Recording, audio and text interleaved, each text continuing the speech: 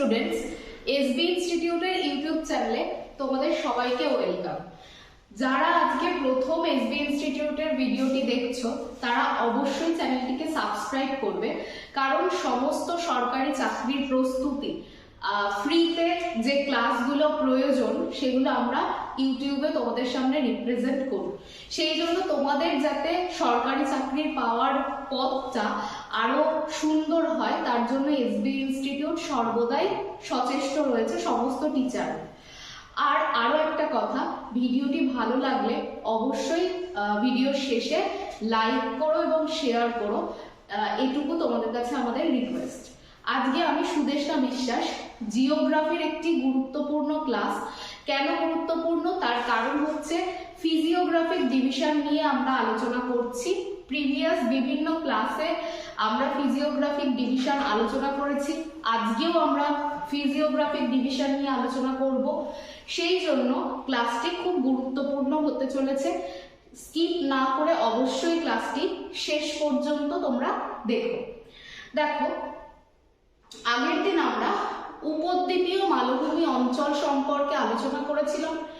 সেখান থেকে আমরা এটা জানতে পেরেছিলাম যে উপদ্বীপীয় মালভূমি অঞ্চল তিনটে প্রধান ভাগে বিভক্ত, যথা মধ্য ভারতের উচ্চভূমি অঞ্চল, পূর্ব ভারতের উচ্চভূমি অঞ্চল এবং তৃতীয়ত হচ্ছে দাক্ষিণাত্য মালভূমি অঞ্চল। আগের প্রিভিয়াস ক্লাসে আমরা মধ্য ভারতের উচ্চভূমি এবং পূর্ব ভারতের উচ্চভূমি অঞ্চল সম্পর্কে আলোচনা করেছিলাম। যারা আগের দিনের ভিডিওটি দেখোনি, আমাদের চ্যানেলে ভিডিওটি রয়েছে, অবশ্যই চ্যানেলে গিয়ে ভিডিওটি দেখো, তারপর আজকের ক্লাসটি দেখো, তাহলে তোমাদের উপদ্বীপীয় মালভূমি অঞ্চল সম্পর্কে সম্পূর্ণ কনসেপ্ট বা সম্পূর্ণ ধারণা ক্লিয়ার হয়ে যাবে। দেখো, আজকে দাক্ষিণাত্য মালভূমি অঞ্চল সম্পর্কে যখন আমরা আলোচনা করছি তার আগে আমরা একটুখানি জেনে নেব যে দাক্ষিণাত্য মালভূমি অঞ্চল কি এবং সেখানে কি ধরনের বা কি কি ভূপ্রকৃতি আমরা এখানে দেখতে পাই। দাক্ষিণাত্য মালভূমি অঞ্চল সেটা ভারতবর্ষের দক্ষিণ ভাগে অবস্থিত একটা মালভূমি অঞ্চল। এই দাক্ষিণাত্য মালভূমি অঞ্চলের উত্তর দিকে মধ্য ভারতের উচ্চভূমি এবং পূর্ব দিকে পূর্ব ভারতের উচ্চভূমি অবস্থিত। আর এছাড়াও দাক্ষিণাত্য মালভূমি অঞ্চলের দুপাশে অর্থাৎ পশ্চিম দিকটাতে রয়েছে পশ্চিমঘাট পর্বতমালা, পূর্ব দিকে রয়েছে পূর্বঘাট পর্বতমালা। এর মধ্যবর্তী একটা ত্রিভুজ আকৃতির অংশ হচ্ছে দাক্ষিণাত্য মালভূমি অঞ্চল। এই দাক্ষিণাত্য মালভূমি অঞ্চলটা ক্রমশ পূর্ব দিকে ঢালযুক্ত বা পূর্ব দিকে ঢালু। আর এই দাক্ষিণাত্য মালভূমি অঞ্চলে কি দেখতে পাচ্ছি আমরা? এই অঞ্চলটা মূলত বিভিন্ন আগ্নেয় এবং রূপান্তরিত শিলা দ্বারা গঠিত। এই অঞ্চলটা পুরোটাই আগ্নেয় এবং রূপান্তরিত শিলা দ্বারা দাক্ষিণাত্য মালভূমি অঞ্চলটা গঠিত। এবার দেখো, যদি আমরা খুব ভালো করে ছবিটাতে দেখি তাহলে ম্যাপটাতে কি দেখতে পাবো? ম্যাপের এই যে জায়গাটা, এটা হচ্ছে দাক্ষিণাত্য মালভূমি অঞ্চল। এই দাক্ষিণাত্য মালভূমি অঞ্চলের মধ্যে যেরকম ভাবে মালভূমি রয়েছে সেরকমই পার্বত্য ভূমিও রয়েছে। মালভূমি যদি বলি তাহলে দাক্ষিণাত্য মালভূমির অন্তর্গত মালভূমি হচ্ছে তিনটে। একটা হচ্ছে মহারাষ্ট্র মালভূমি, দ্বিতীয়ত হচ্ছে কর্ণাটক মালভূমি এবং তৃতীয়ত তেলেঙ্গানা মালভূমি। আর পার্বত্য ভূমির কথা যদি বলি তাহলে সেটা পশ্চিমঘাট পর্বতমালা, পূর্বঘাট পর্বতমালা, নীলগিরি এবং সাতপুরা। এই চারটে হচ্ছে প্রধান পর্বত শ্রেণী বা পর্বতমালার পর্বতমালা হলো দাক্ষিণাত্য মালভূমির অন্তর্গত। প্রথমে আমরা যেটা সম্পর্কে আলোচনা করব সেটা হচ্ছে দাক্ষিণাত্য মালভূমির কি আকৃতি। দাক্ষিণাত্য মালভূমি ত্রিভুজ আকৃতি, আর নর্মদা নদীর দক্ষিণ দিকে এই দাক্ষিণাত্য মালভূমি অঞ্চলটা অবস্থিত। এরপরে দেখো, দাক্ষিণাত্য মালভূমির পশ্চিম দিকে অর্থাৎ এই দিকটাতে রয়েছে কি পশ্চিমঘাট পর্বতমালা, আর পূর্ব দিকে অর্থাৎ এই জায়গাটাতে রয়েছে পূর্বঘাট পর্বতমালা। আর এই দাক্ষিণাত্য মালভূমি ধীরে ধীরে পূর্ব দিকে ঢালু হয়ে গেছে বা পূর্ব দিকে ঢাল যুক্ত হয়েছে। এই পূর্বঘাট এবং পশ্চিম ঘাট দুটো পর্বতমালা যেখানে এসে মিলিত হচ্ছে সেই জায়গাটাতেই এই নীলগিরির অবস্থান। এইটা হচ্ছে নীলগিরির অবস্থান, যেখানে পূর্ব আর পশ্চিম ঘাট পর্বতমালা এসে মিলিত হচ্ছে। সরি, দাক্ষিণাত্য মালভূমির লোকেশন দেখো কোন কোন রাজ্যের উপর বিস্তৃত। মহারাষ্ট্র, কর্ণাটক, অন্ধ্রপ্রদেশ, তামিলনাড়ু। ভারতের এই 4টে রাজ্য নিয়ে দাক্ষিণাত্য মালভূমি অঞ্চল গড়ে উঠেছে। তাহলে মহারাষ্ট্র, কর্ণাটক, অন্ধ্রপ্রদেশ, তেলেঙ্গানা আর তামিলনাড়ু এই রাজ্যগুলোর ওপর এই দাক্ষিণাত্য মালভূমি অঞ্চলটা বিস্তৃত। এবার প্রথমে আমরা দাক্ষিণাত্য মালভূমির যে বিষয়টা সম্পর্কে আলোচনা করব সেটা হচ্ছে দাক্ষিণাত্য মালভূমি অঞ্চল। আমি প্রথমেই বলেছি 3 ধরনের মালভূমি আমরা দেখতে পাই। একটা মহারাষ্ট্র মালভূমি, দ্বিতীয় কর্ণাটক মালভূমি এবং তৃতীয় হচ্ছে তেলেঙ্গানা মালভূমি। তাহলে প্রথমে আগে আমরা একটু মহারাষ্ট্র মালভূমি সম্পর্কে আলোচনা করে নেব, তারপর আমরা পরবর্তী আলোচনাতে যাব। দেখো এই যে মহারাষ্ট্র মালভূমিটা দেখতে পাচ্ছ,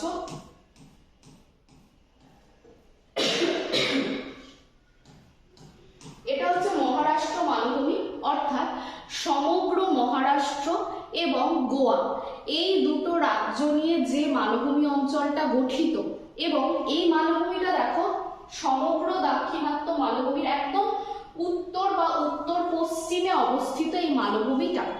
তাহলে মহারাষ্ট্র এবং গোয়া রাজ্যের উপর অবস্থিত মালভূমিটিকে আমরা বলে থাকবো মহারাষ্ট্র মালভূমি। এই মহারাষ্ট্র মালভূমিতে যদি আমরা ভাবি যে কি কি পর্বত রয়েছে বা পাহাড় রয়েছে, মহারাষ্ট্র মালভূমিতে অজন্তা, ইলোরা, হরিশ্চন্দ্র ইত্যাদি পাহাড়ের উপস্থিতি আমরা মহারাষ্ট্র মালভূমিতে দেখতে পাই। মহারাষ্ট্র মালভূমির যেটা সর্বোচ্চ শৃঙ্গ সেটার নাম হচ্ছে কলসুবাই। তাহলে মহারাষ্ট্র মালভূমির সর্বোচ্চ শৃঙ্গের নাম কলসুবাই। এছাড়া অজন্তা, ইলোরা এবং হরিশ্চন্দ্র এই পাহাড়গুলোর উপস্থিতি আমরা মহারাষ্ট্র মালভূমিতে দেখতে পাই। এছাড়াও যেটা আরো একটা আলোচ্য বিষয় সেটা হচ্ছে মহারাষ্ট্র মালভূমিটাই কি শিলা দ্বারা গঠিত? আগ্নেয় শিলা, ব্যাসাল্ট দিয়ে এই মহারাষ্ট্র মালভূমিটা গড়ে উঠেছে। তাহলে মহারাষ্ট্র মালভূমি আগ্নেয় শিলা, ব্যাসাল্ট দ্বারা গঠিত। সর্বোচ্চ শৃঙ্গ মহারাষ্ট্র মালভূমির কলসুবাই। আর মহারাষ্ট্র মালভূমির দক্ষিণ ভাগটাতে কি দেখতে পাওয়া যায়? সিঁড়ির মতো ধাপযুক্ত ভূমিরূপ দেখতে পাওয়া যায়, যেটাকে আমরা বলে থাকি ডেকান ট্র্যাপ। তাহলে মহারাষ্ট্র মালভূমিতে ডেকান ট্র্যাপের উপস্থিতি আমরা দেখতে পাই। অর্থাৎ মহারাষ্ট্র মালভূমি থেকে যখন লাভাটা বাইরে নির্গত হচ্ছে সেটা এমন ভাবে স্তরে স্তরে জমা হচ্ছে যে যার ফলে এটা সিঁড়ির মতো ধাপযুক্ত একটা ভূমিরূপ তৈরি করছে, যেটাকে ডেকান ট্র্যাপ বলা হয়। নেক্সট দেখো রয়েছে কি কর্ণাটক মালভূমি। তাহলে দাক্ষিণাত্য মালভূমির এটা কোন দিকে রয়েছে? দক্ষিণ দিকে রয়েছে। তাহলে দাক্ষিণাত্য মালভূমির দক্ষিণ ভাগে অবস্থিত যে মালভূমিটা পুরো কর্ণাটক রাজ্য জুড়ে বিস্তৃত তাকে আমরা বলে থাকি কর্ণাটক মালভূমি। তাহলে কর্ণাটক রাজ্যের উপরেই কর্ণাটক মালভূমি অবস্থিত।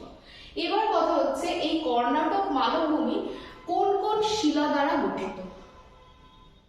কর্ণাটক মালভূমি আগ্নেয় শিলা, গ্রানাইট এবং রূপান্তরিত শিলা নিজ দ্বারা গঠিত। তাহলে এই দু ধরনের শিলা, এখানে আগ্নেয় এবং রূপান্তরিত উভয় ধরনের শিলা দ্বারাই কর্ণাটক মালভূমি গড়ে উঠছে। কথা হচ্ছে কর্ণাটক মালভূমির সর্বোচ্চ শৃঙ্গের নাম কি, সেটাও আমাদের পরীক্ষার জন্য খুব গুরুত্বপূর্ণ। কর্ণাটক মালভূমির সর্বোচ্চ শৃঙ্গের নাম বাবা বুদান পাহাড়ের মুলানগিরি। তাহলে কর্ণাটক মালভূমির সর্বোচ্চ শৃঙ্গ মুলানগিরি, মহারাষ্ট্র মালভূমির সর্বোচ্চ শৃঙ্গ কলসুবাই। এবার কথা হচ্ছে কর্ণাটক মালভূমিতে কি ধরনের ভূমিরূপ দেখতে পাই? দেখো কর্ণাটক মালভূমির দুটো ভাগ। এটা হচ্ছে কর্ণাটক মালভূমির পশ্চিম ভাগ আর এই যে প্লাস করা জায়গাটা, এটা হচ্ছে কর্ণাটক মালভূমির পূর্বভাগ। এই কর্ণাটক মালভূমির পশ্চিম দিকটা বেশ উঁচু নিচু ঢেউ খেলানো একটা ভূমিভাগ দেখতে পাওয়া যায়, মানে একটা পাহাড়ি অঞ্চল দেখতে পাওয়া যায়, যেটাকে বলা হয় মালনাদ। আর কর্ণাটক মালভূমির পূর্ব দিকে কি রয়েছে, একদম তরঙ্গায়িত মৃদু ঢালযুক্ত সমভূমি রয়েছে। এই জায়গাটাকে বলা হচ্ছে ময়দান। তাহলে কর্ণাটক মালভূমি দুটো ভাগে বিভক্ত, পশ্চিম দিকের অংশটা হচ্ছে মালনাদ, আর কর্ণাটক মালভূমির পূর্ব দিকের অংশটা তরঙ্গায়িত মৃদু ঢালযুক্ত, এটাকে বলা হচ্ছে ময়দান।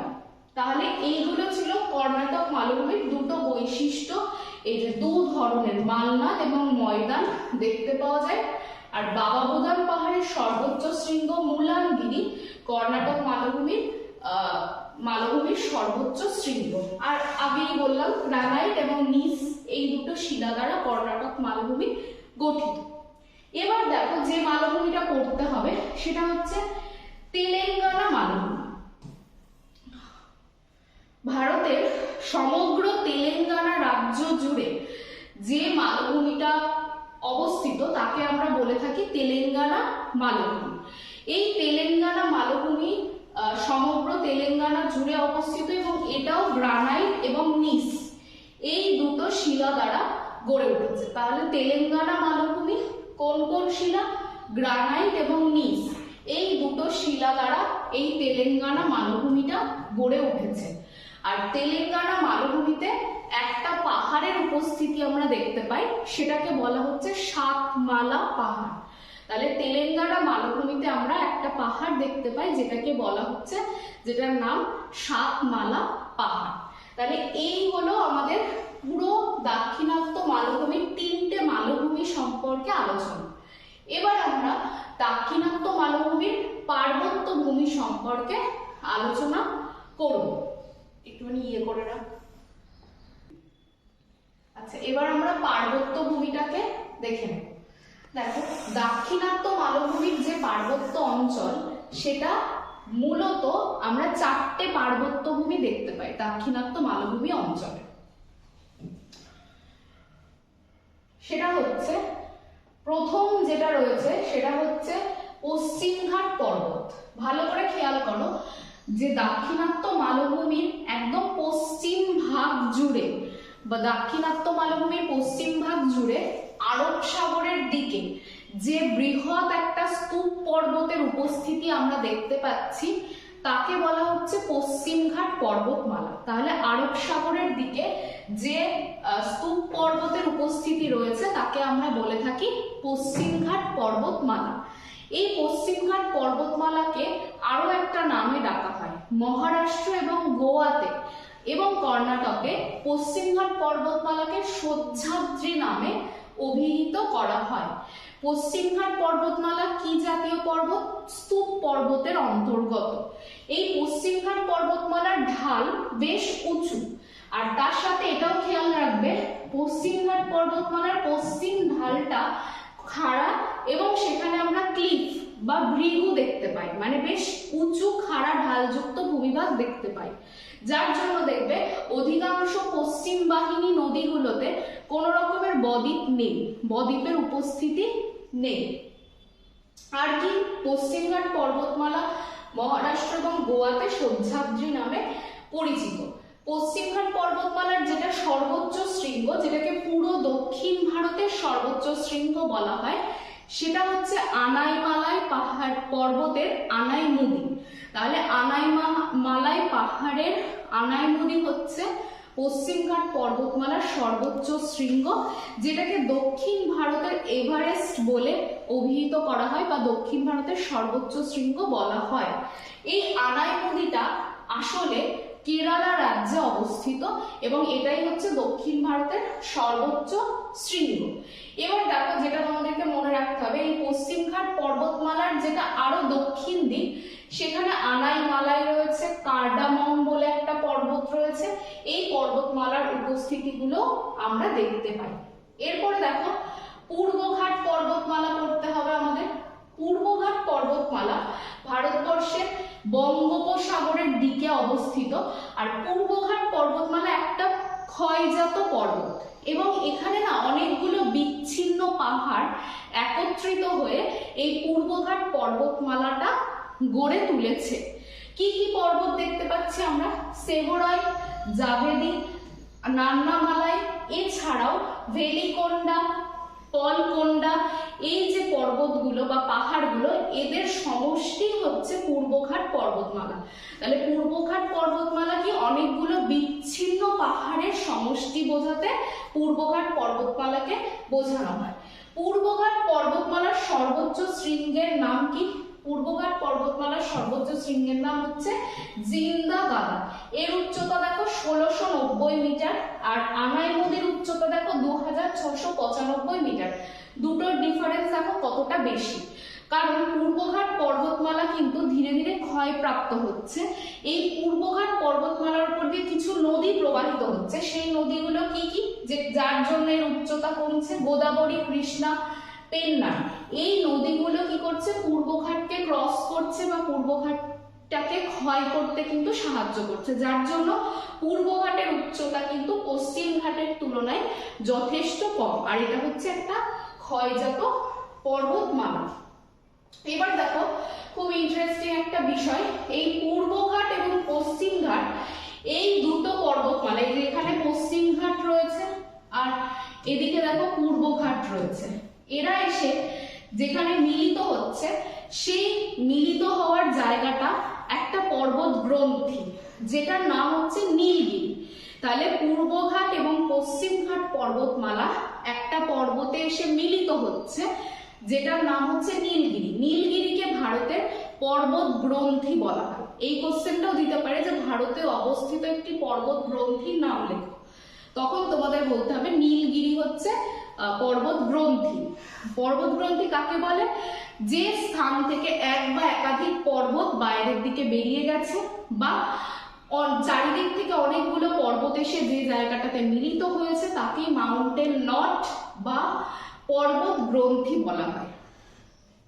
একইভাবে নীলগিরি, পশ্চিমঘাট এবং পূর্বঘাট এই দুটো জায়গা, দুটো পর্বতমালা এসে নীলগিরিতে মিলিত হয়েছে। নীলগিরির সর্বোচ্চ শৃঙ্গের নাম পরীক্ষায় দিতেই পারে, সেটা হচ্ছে দোদাবেতা। তাহলে নীলগিরির সর্বোচ্চ শৃঙ্গের নাম হচ্ছে দোদাবেতা। তাহলে পশ্চিমঘাট এবং পূর্বঘাট এই গ্রন্থিটাতে এসে মিলিত হয়েছে আর সর্বোচ্চ শৃঙ্গ দোদাবেতা। আরো একটা গুরুত্বপূর্ণ কথা, সেটা হচ্ছে নীলগিরিতে একটা বিশেষ ধরনের বাস্তুতন্ত্র দেখা যায়, যেটাকে বলা হয় শোলা বাস্তুতন্ত্র। তাহলে এখানে শোলা বাস্তুতন্ত্র দেখতে পাই আমরা।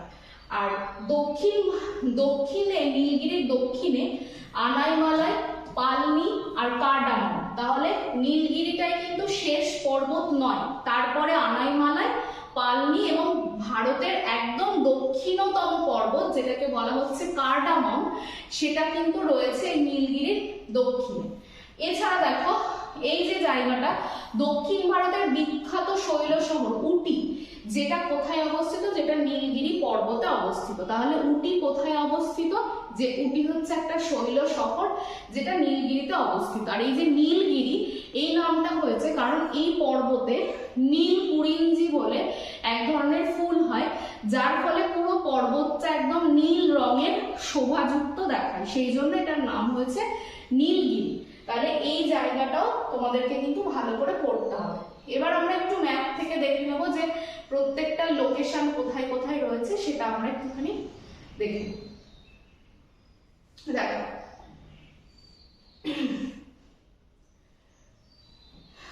এই হচ্ছে পশ্চিমঘাট পর্বতমালার উপস্থিতি, দেখতেই পাচ্ছ। এর মধ্যেই দেখো মহারাষ্ট্র মালভূমির মধ্যে মহাবালেশ্বর রয়েছে, এটা হচ্ছে মহাবালেশ্বর। আর মহারাষ্ট্র মালভূমির সর্বোচ্চ শৃঙ্গ হচ্ছে কলসুবাই, এটাও এই জায়গাটা তার লোকেশন। এটা হচ্ছে দোদাবেতার লোকেশন, দোদাবেতা এখানে নীলগিরিতে অবস্থিত। এর পরেও একটা পর্বত রয়েছে, তারপরেও দেখো একদম কার্ডামন হচ্ছে শেষ পর্বত। আর এদিক থেকে যদি দেখো পূর্বঘাটগুলো অনেকগুলো বিচ্ছিন্ন পাহাড়ের সমষ্টি, এর মধ্যে দেখো জাভাদি এবং সেভরয় এগুলো রয়েছে। এর সাথে দেখো মহেন্দ্রগিরি, জিন্দাগাদা যেটা পূর্বঘাট পর্বতমালার সর্বোচ্চ শৃঙ্গ, সেটাও এই ম্যাপের মধ্যে রয়েছে। এবার যেটা আমাদের শেষ পার্বত্য ভূমির আলোচনা, দেখো দাক্ষিণাত্য মালভূমির মধ্যে একটাই পার্বত্য ভূমি অবশিষ্ট রয়েছে, সেটা হচ্ছে কি সাতপুরা। তাহলে সাতপুরাটা আমাদেরকে ভালো করে পড়তেও হবে। তাহলে কি কি পেলাম আমরা? পশ্চিমঘাট পর্বতমালা পেয়েছিলাম, স্তূপ পর্বত। এরপরে পেলাম হচ্ছে পূর্বঘাট ক্ষয়জাত পর্বত। এরপরে পেয়েছিলাম নীলগিরি। এবার দেখো সাতপুরা, এটাও অবশ্যই একটা স্তূপ পর্বতের উদাহরণ হচ্ছে সাতপুরা। সাতপুরা দেখো একদম দাক্ষিণাত্য মালভূমির প্রায় উত্তর দিকে অবস্থিত। তাহলে দাক্ষিণাত্য মালভূমির একদমই উত্তর দিকে অবস্থিত যে পর্বতটা, সেটাকে বলা হচ্ছে সাতপুরা পর্বত। এই সাতপুরা পর্বতের সর্বোচ্চ শৃঙ্গ কি? সেটা হচ্ছে ধূপগড়। সাতপুরা পর্বতের সর্বোচ্চ শৃঙ্গ হচ্ছে ধূপগড়। তাহলে এইটাও কিন্তু আমাদেরকে ভালো করে মাথায় রাখতে হবে যে সর্বোচ্চ শৃঙ্গগুলোর কোনটার কি নাম রয়েছে। আচ্ছা, সাতপুরা পর্বত সম্পর্কে আমরা একটুখানি দেখে নেব। সেটা কি? এখানে দেখো সাতপুরা পর্বতটা কিন্তু নর্মদা, খুব ইম্পর্টেন্ট, নর্মদা এবং তাপ্তি নদীর মধ্যে দিয়ে প্রবাহিত হয়েছে। তাহলে সাতপুরা পর্বতটা কোথা দিয়ে প্রবাহিত হচ্ছে? নর্মদা এবং তাপ্তি নদীর মধ্যে সাতপুরা পর্বতের উপস্থিতি রয়েছে। নর্মদা এবং তাপ্তি নদীর মধ্যে দিয়ে এটা রয়েছে। আর সাতপুরা পর্বতের যদি আমরা দেখি পশ্চিম দিক, তাহলে সেখানেও কিছু পর্বতমালা রয়েছে। আর পূর্ব দিকে, সাতপুরা পর্বতের পূর্ব দিকে দুটো গুরুত্বপূর্ণ পাহাড় রয়েছে, একটা হচ্ছে মহাকাল পাহাড়, আরেকটা হচ্ছে মহাদেব পাহাড়। মহাকাল পাহাড়ের সর্বোচ্চ শৃঙ্গ প্রত্যেকেই তোমরা জানো অমরকণ্টক, খুব বিখ্যাত জায়গা। আর মহাদেব পর্বত যদি বলি, তাহলে সেটা কিন্তু পাঁচমারি, মধ্যপ্রদেশের পাঁচমারির কাছে এই মহাদেব পর্বতটা অবস্থিত। তাহলে এই জায়গাগুলো একটুখানি তোমরা প্রত্যেকে পড়বে, অমরকণ্টক থেকে শুরু করে কোনটা কোন পর্বতের সর্বোচ্চ শৃঙ্গ, সেই জায়গাগুলোকে খুব ভালো করে পড়বে। পড়ার পর দেখবে সর্বোচ্চ শৃঙ্গগুলোও ক্লিয়ার করবে। এর ভেতরে যত শর্ট আছে সেটাও তোমরা মোটামুটি আশা করি আজকের ভিডিওর মাধ্যমে বুঝতে পারবে। যদি কোনো জায়গা বুঝতে অসুবিধা হয়, কমেন্ট সেকশনে অবশ্যই জানাবে যে কোন জায়গাটা তোমাদের বুঝতে অসুবিধা হলো। আর অবশ্যই এসবি ইনস্টিটিউটের ইউটিউব চ্যানেলটিকে সাবস্ক্রাইব করবে, শেয়ার করবে এবং লাইক করবে। আজকে জিওগ্রাফির ভিডিওটি এই পর্যন্তই। দেখা হচ্ছে ভারতের ফিজিওগ্রাফিক ডিভিশনের অন্য আরেকটি পার্ট নিয়ে পরবর্তী ভিডিওতে। সবাই ভালো থেকো এবং সুস্থ থেকো। অসংখ্য ধন্যবাদ।